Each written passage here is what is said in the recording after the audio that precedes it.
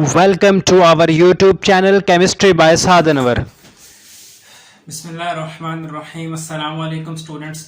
आज जो टॉपिक हमने डिस्कस करना है ये एनालिटिकल केमिस्ट्री का, इनऑर्गेनिक केमिस्ट्री का, कॉलेज केमिस्ट्री का एक बहुत important topic solvent extraction. Solvent extraction का कॉन्सेप्ट क्या है, सॉल्वेंट एक्सट्रैक्शन की थ्योरी क्या है, सॉल्वेंट एक्सट्रैक्शन के फायदे क्या हैं, ये सब चीजें आज हम डिस्कस करने वाले हैं। सॉल्वेंट एक्सट्रैक्शन हम करते क्यों हैं? हम किसी सॉल्वेंट में से किसी सल्यूट को किसी सल्यूट को बाहर निकालना चाहते हैं। फर्ज कीजिए कि हमने एक रिएक्शन किया, उस रिएक्शन के नतीजे में एक ऑर्गेनिक प्रोडक्ट बन गया। उस रिएक्शन के नतीजे में यहां देखिए, मैं यहां लिख रहा हूं, उस रिएक्शन के नतीजे में एक ऑर्गेनिक प्रोडक्ट बन गया। अब ये ऑर्गेनिक प्रोडक्ट एक एक्वस सॉल्यूशन में है। अब हमने इस ऑर्गेनिक प्रोडक्ट को उस एक्वस सॉल्यूशन में से बाहर निकालना है। हम चाहते हैं कि ये ऑर्गेनिक प्रोडक्ट हम एक्वस सॉल्यूशन में से बाहर निकाल लें। तो ये बाहर निकालने के लिए जो टेक्निक हम यूज करेंगे वो सॉल्वेंट एक्सट्रैक्शन टेक्निक है। हम क्या करेंगे, हम इस एक्वस सॉल्यूशन को जिसमें ऑर्गेनिक प्रोडक्ट है जो हम बाहर निकालना चाहते हैं, इस एक्वस सॉल्यूशन को शेक करेंगे किसी ऑर्गेनिक लिक्विड के साथ। यानी कि ये एक एक्वस सॉल्यूशन है जिसमें से हमने प्रोडक्ट निकालना है। हम एक ऑर्गेनिक लिक्विड लेंगे और इस एक्वस सॉल्यूशन को उस ऑर्गेनिक लिक्विड के साथ शेक करेंगे, जिसके नतीजे में एक्वस सॉल्यूशन में से जो ऑर्गेनिक प्रोडक्ट है वो एक्वस सॉल्यूशन में से निकलकर उस ऑर्गेनिक लिक्विड में चला जाएगा। फर्ज कीजिए कि हमारा ऑर्गेनिक लिक्विड एक ईथर हो सकता है, लेकिन इसमें ध्यान रहे कि जो हमारा एक्वस सॉल्यूशन है जिसमें से हमने ऑर्गेनिक प्रोडक्ट निकालना है और दूसरा जो हमारा ऑर्गेनिक सॉल्यूशन है, ऑर्गेनिक लिक्विड है, इनकी आपस में बनती ना हो, ये आपस में इमिसिबल हो, पहली बात यह है कि एक्सट्रैक्शन क्या है। ये जो मैंने सारी बात की ये इसका कॉन्सेप्ट है सॉल्वेंट एक्सट्रैक्शन का। The process of removing a substance from its aqueous solution by shaking with a suitable organic solvent is termed as extraction। फिर है solvent extraction की definition।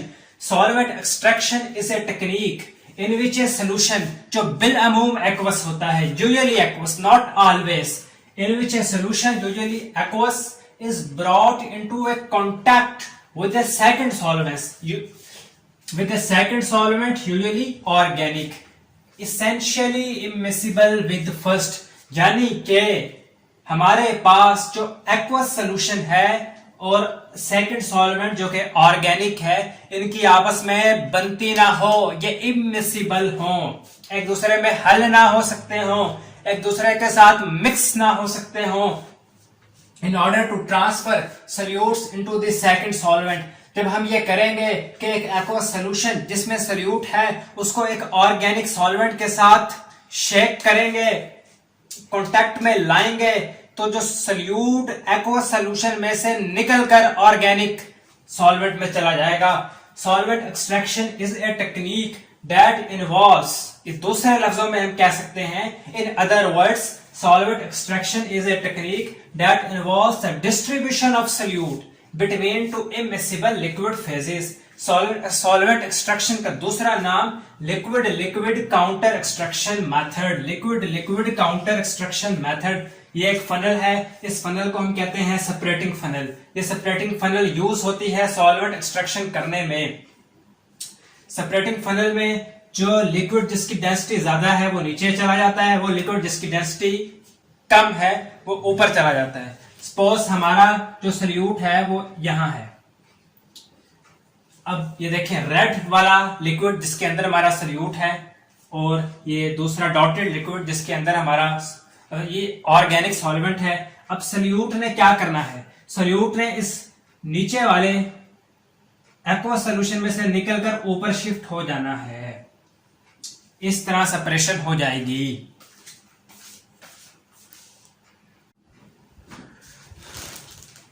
तो जी हाँ, अभी हम बात करेंगे distribution law and distribution coefficient. अब देखें, हमने बात की है कि सॉल्यूट खुद को डिस्ट्रीब्यूट करता है टू इमिसिबल लेयर के दरमियान। तो जो सल्यूट खुद को डिस्ट्रीब्यूट करता है वो किसी लॉ के अकॉर्डिंग करेगा, वो किसी प्रिंसिपल किसी असूल के अकॉर्डिंग करेगा। तो वो लॉ, वो प्रिंसिपल, वो असूल क्या है? नर्स डिस्ट्रीब्यूशन लॉ या पार्टीशन लॉ। देखिए पार्टीशन कहते हैं तकसीम करना, पार्टीशन कहते हैं तकसीम करना। सल्यूट ने खुद को डिस्ट्रीब्यूट किया टू इमिसिबल लिक्विड्स के दरमियान, तो इसलिए इस लॉ को कहेंगे partition law. Extraction of a substance with A second solvent is based on nursed distribution law, दूसरा नाम partition law. What is nursed distribution law, what is partition law? ये देखें नर्स डिस्ट्रीब्यूशन लॉ और partition law की statement. This law states that a solute distribute itself between two immiscible liquid in a constant ratio of concentration, in a constant ratio of concentration। यानी कि salute की amount जितनी भी हो लेकिन वो खुद को जो डिस्ट्रीब्यूट करेगा वो एक कांस्टेंट रेशो के साथ करेगा। चाहे सल्यूट की अमाउंट 5 ग्राम हो, चाहे सल्यूट की अमाउंट 50 ग्राम हो, लेकिन जो सल्यूट खुद को टू इमिसिबल लिक्विड के दरमियान डिस्ट्रीब्यूट करेगा वो एक कांस्टेंट रेशो होगी irrespective of the amount of solute added। फर्ज कीजिए जो सल्यूट है वो उसको S से जाहिर कर रहे हैं। A solute S will distribute itself between an aqueous and an organic solvent। Concentration of solute in organic solvent, this O is for organic solvent। This is concentration of solute in aqueous solvent। इनकी ratio ले लें, concentration of solute in organic solvent divided by concentration of solute in aqueous solvent is equal to Kd। This Kd is known as distribution coefficient or partition coefficient। तो जी हाँ students, the apparatus used for solvent extraction is separatory funnel। ये है सेपरेटरी funnel. ये मेरे हाथ में क्या है? सेपरेटरी फनल। ये फनल यूज होती है सॉल्वेंट एक्सट्रैक्शन में। वो सॉल्यूशन जिसमें से हमने सॉल्यूट को निकालना हो हम इसमें डाल देते हैं, सॉल्यूशन आ गया। फिर दूसरा सॉल्वेंट जिसमें सॉल्यूट ने खुद को डिस्ट्रीब्यूट करना हो वो सॉल्वेंट डाल देते हैं। वो सॉल्वेंट डाल दिया, स्टॉपर से बंद कर दिया, शेक किया। शेक करने के बाद इसको यूं रख दिया, स्टैंड में रख दिया। तो हम देखते हैं कि 2 लेयर होती हैं क्योंकि सॉल्यूशन और दूसरा सॉल्वेंट इमिसिबल है और जो सॉल्यूट है वो खुद को डिस्ट्रीब्यूट करता है दूसरे सॉल्वेंट में। फिर जो डेंसर लेयर होगी जिसकी डेंसिटी ज्यादा होगी वो नीचे आ जाएगी, वो लिक्विड जिसकी डेंसिटी कम होगी वो ऊपर आ जाएगी। हम इस नॉब से इसको खोलेंगे और वो लिक्विड जिसकी डेंसिटी ज्यादा है वो यहां से हम सेपरेट कर लेंगे। इस तरह हम सेपरेशन कर लेते हैं। अच्छा, तो जो ऑर्गेनिक सॉल्वेंट हम यूज करते हैं एक्सट्रैक्शन पर्पस के लिए वो कौन कौन से हैं? डाईइथाइल ईथर यूज करते हैं। ईथर एक्सट्रैक्शन बड़ी मशहूर एक्सट्रैक्शन है। आइसोप्रोपाइल ईथर भी यूज कर सकते हैं, पेट्रोलियम ईथर, बेंजीन यूज कर सकते हैं, CCl4 कार्बन टेट्राक्लोराइड यूज कर सकते हैं। They are all organic solvent. तो एक और अहम बात, गुड सॉल्वेंट की जो एक्सट्रैक्शन में के लिए हम गुड सॉल्वेंट होगा, अच्छा सॉल्वेंट कौन सा होगा? जिसमें 2 खूबियां हों। The substance extracted should be highly soluble in the solvent. वो सब्सटेंस जिसको हमने एक्सट्रैक्ट करना है वो सॉल्वेंट में, दूसरे सॉल्वेंट में ज्यादा अच्छा सॉल्युबल हो। Solvent should be easily separable from water and solute, यानी कि सॉल्वेंट हमारा इमिसिबल हो, सॉल्वेंट की बनती ना हो सॉल्यूशन के साथ। फिर है सिंगल एक्सट्रैक्शन एनालिसिस और multiple extraction analysis. Single extraction analysis यह है कि ये सिंगल एक्सट्रैक्शन ऑपरेशन होता है। इसमें अगर डिस्ट्रीब्यूशन कोफिशिएंट्स Kd की वैल्यू ज्यादा हो, डिस्ट्रीब्यूशन कोफिशिएंट्स Kd की वैल्यू ज्यादा हो तो इजीली सेपरेशन होती है और हमें बार बार एक्सट्रैक्शन करना नहीं पड़ता, हम सिंगल एक्सट्रैक्शन करते हैं। और अगर Kd की वैल्यू बहुत कम हो तो हमें मल्टीपल एक्सट्रैक्शन करनी पड़ती है, मल्टीपल एक्सट्रैक्शन एनालिसिस किया जाता है। तो जी हाँ स्टूडेंट, अभी हम बात करेंगे डिस्ट्रीब्यूशन रेशो डी की। देखिए बाज़ों का ऐसा होता है कि हमारे सल्यूट के साथ एक मसला हो जाता है, हमारा सल्यूट डिसोसिएट हो जाता है, हमारा सल्यूट पॉलीमराइज हो जाता है, हमारा सल्यूट कॉम्प्लेक्स बना के बैठ जाता है। तो उस सूरत में क्या होता है, उस सूरत में जो KD है वो इतना इफेक्टिव नहीं रहता और फिर हम डिस्ट्रीब्यूशन रेशो D की तरफ शिफ्ट हो जाते हैं। हम यूज कर लेते हैं डिस्ट्रीब्यूशन रेशो D। आए मेरे साथ। समटाइम इन मैनी सिचुएशन, कुछ ऐसे हालात, कुछ ऐसी सिचुएशन होती हैं कि हमारा सल्यूट S डिसोसिएट, पॉलीमराइज और make complexes with some other component of sample or interact with one of the solvent।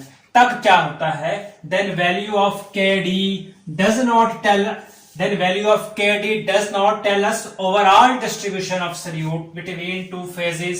और उस समय उस वक्त हम एक्सट्रैक्शन प्रोसेस को डिस्कस करते हैं डिस्ट्रीब्यूशन रेशो में। फॉर एग्जाम्पल, मिसाल के तौर पे हमने बेंजोइक एसिड की एक्सट्रैक्शन करनी है एक्वस सॉल्यूशन में से।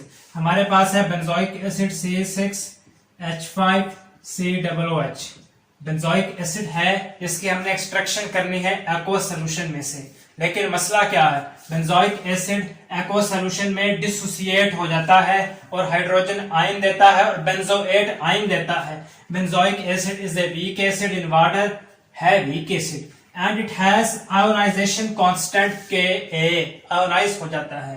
The distribution coefficient of benzoic acid in aqueous layer and in organic layer is given as। लेकिन बेंजोइक एसिड ऑर्गेनिक लेयर में है, बेंजोइक एसिड एक्वस लेयर में है, लेकिन हम जानते हैं कि बेंजोइक एसिड आयोनाइज हो जाता है एक्वस लेयर में। कैसे? और देता है हाइड्रोजन आयन और बेंजोएट आयन, जिसे हम Bz नेगेटिव के साथ शो करते हैं। ये बेंजोइक एसिड है, this one is benzoic acid. अब ये बेंजोइक एसिड आयोनाइज हो गया और बेंजोएट आयन और हाइड्रोजन आयन मिल गया, और हमने जब इसकी Ka लिखी, ionization constant of this reaction लिखा, तो ये उसका आयोनाइजेशन कांस्टेंट लिखा।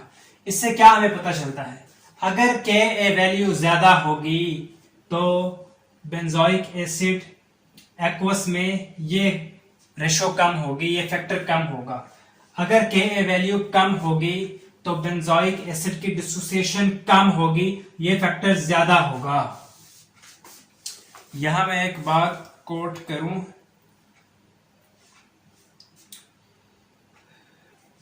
ठीक है। तो जी हाँ स्टूडेंट, हम बात कर रहे हैं डिस्ट्रीब्यूशन रेशो डी की। क्या है distribution ratio D? Is the ratio of concentration of all the species of solute in each phase. फिर पढ़े, ratio of concentration of all the species of solute in each phase. अच्छा, अब हम benzoic acid को discuss करते हैं कि for benzoic acid in organic and aqueous phase is given as D. Distribution ratio for benzoic acid in organic phase and benzoic acid in aqueous phase। हम जानते हैं कि benzoic acid organic phase में तो होता है ऐसे, लेकिन benzoic acid जब aqueous phase में आता है तो benzoic acid का ये पार्ट आता है और benzoic acid का ये benzoate वाला पार्ट आता है, क्योंकि हम जानते हैं कि C6H5COOH benzoic acid को जब aqueous phase में डालें तो उसके आयन बन जाते हैं H प्लस आयन और C6H5COO negative ion, benzoate ion. ये नेगेटिव आयन एक्वस फेज में एग्जिस्ट करता है। ये नेगेटिव आयन बेंजोएट आयन, जिसको हम Bz नेगेटिव से भी शो करते हैं, ये एक्वस फेज में एग्जिस्ट करता है। इसलिए हमने ऐसे लिखा D is equal to benzoic acid in organic phase divided by benzoic acid in aqueous phase plus benzoic acid का ये benzoate आयन। इसको इक्वेशन 1 का नाम दिया, इसको हम ऐसे भी लिख सकते हैं। बुक में आपको ऐसे मिलेगा कुछ बुक्स में कि benzoic acid की बजाय HBz लिखा होगा, ये भी benzoic acid in organic phase divided by benzoic acid in aqueous phase plus benzoate ion in aqueous phase। अब हम क्या करेंगे we can derive the relationship between D, what is D distribution ratio, and KD from the equilibria. इस equilibria से हम ये calculation कर सकते हैं, D और KD के दरमियान रिलेशनशिप एस्टैब्लिश कर सकते हैं.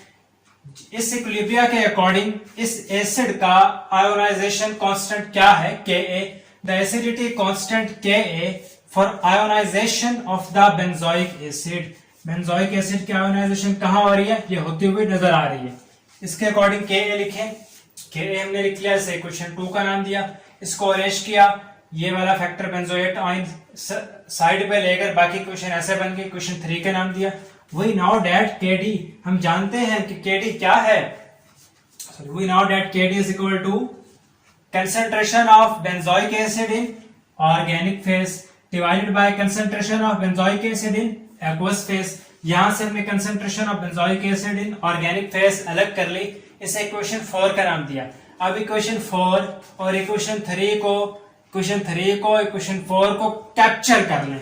हम इसको इक्वेशन 1 में डालने वाले हैं. इसके बाद जो इक्वेशन की फॉर्म बनेगी, अब मैं डायरेक्ट वो लिखूंगा. इक्वेशन 4 और इक्वेशन 3 को इक्वेशन 1 में पुट करें, जो इक्वेशन की फाइनल फॉर्म बनेगी अब मैं वो लिखने वाला हूं.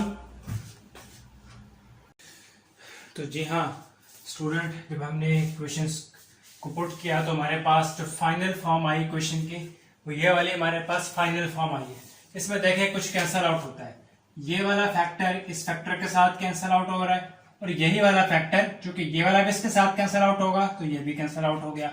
बाकी बच गया सिर्फ Kd, यहां बच गया 1 प्लस Ka, और ये वाला फैक्टर बच गया. ये तो कैंसल आउट हो गए. पहले इनको कॉमन ले लेंगे, कॉमन लेके इसके साथ कैंसल आउट कर लेंगे. इक्वेशन को सिंप्लीफाई करेंगे, इक्वेशन 5 बन गई. अब इस इक्वेशन 5 को हमने समझना है कि इक्वेशन 5 से क्या हमें पता चलेगा. इक्वेशन 5 में एक D है डिस्ट्रीब्यूशन रेशियो, एक Kd है, एक ये है Ka जो कि आयोनाइजेशन कांस्टेंट है एसिड का, और ये hydrogen ion concentration in aqueous solution. अगर एक्वस सॉल्यूशन में हाइड्रोजन आयन की कंसंट्रेशन ज्यादा होगी Ka से, यानी कि Ka कम है, हाइड्रोजन आयन की कंसंट्रेशन ज्यादा है. देखें हाइड्रोजन आयन की कंसंट्रेशन ज्यादा है, जब Ka को एक बड़े फैक्टर के साथ डिवाइड करेंगे तो ये वैल्यू बहुत छोटी आएगी, यानी कि प्रैक्टिकली गायब. 1 के कोई इतनी औकात नहीं, और D बराबर हो जाएगा Kd के. दोबारा देखें, जब हाइड्रोजन आयन की कंसंट्रेशन ज्यादा होगी और Ka बहुत थोड़ा होगा, जब एक थोड़े नंबर को एक बड़े नंबर से डिवाइड करेंगे तो आंसर बहुत छोटा आता है. तो यहां बहुत छोटा आंसर आएगा. 1 प्लस वो बहुत छोटा आंसर ये प्रैक्टिकली इग्नोर कर सकेंगे. और D is equal to approximately Kd. अगर Kd लार्ज हो, अब बात होती है अगर Kd लार्ज हो तो बेंजोइक एसिड कहां से एक्सट्रैक्शन होगी. इफ Kd इज लार्ज, देखें अगर Kd लार्ज हो इसका मतलब है ये छोटा होगा, ये ग्रेटर होगा, ये ग्रेटर होगा. अगर Kd लार्ज हो तो benzoic acid will extracted into organic layer, और अगर Kd स्मॉल हो तो benzoic acid will extracted from aqueous layer. यहां मूव करें, अगर Ka पहले Ka था छोटा, अगर अब Ka ग्रेटर हो हाइड्रोजन आयन की कंसंट्रेशन एक्वस में, तब क्या होगा. तब अब बात करते हैं कि हाइड्रोजन आयन की कंसंट्रेशन बहुत कम है और Ka की अमाउंट नंबर बहुत ज्यादा है, तो तब क्या बनेगा. D बिकम इक्वल टू, देखें अब हाइड्रोजन आयन की कंसंट्रेशन बहुत कम है तो हमने उसे यहां लिख लिया, और Ka चूंकि बहुत ग्रेटर है, 1 उसके साथ जमा हो न हो बात एक है. Ka ग्रेटर है, एक बड़े नंबर में एक जमा ना भी हो तो इतना असर नहीं पड़ता, इसलिए हमने इसे 1 प्लस नहीं लिखा, सिर्फ Ka लिख दिया. एज Ka इज ग्रेटर, चूंकि Ka ग्रेटर है इसका मतलब है कि D स्मॉलर है, और जब D स्मॉलर हो तो बेंजोइक एसिड एक्वस लेयर में हुआ करता है अकॉर्डिंग टू इक्वेशन 1. इक्वेशन 1 को देखें, उसमें कुछ ऐसे है. D is equal to C6H5COO benzoic acid in organic layer over benzoic acid in aqueous layer plus benzoate ion in aqueous layer. अब देखें इसमें D क्या है. D बहुत छोटा है क्योंकि Ka बड़ा है, D छोटा है. D छोटा होने से ये वाला फैक्टर बड़ा है, यानी कि benzoic acid will remain in aqueous layer. इसमें हमने क्या कहा कि हाइड्रोजन आयन छोटे हैं, हाइड्रोजन आयन की कंसंट्रेशन कम है, Ka ग्रेटर है, तो हमने इसको Ka जो कि बहुत ग्रेटर है उसको हमने ऐसे लिख लिया, 1 इग्नोर कर दिया और नीचे जो हाइड्रोजन आयन लिखा हुआ है इसे हम यहां ले गए।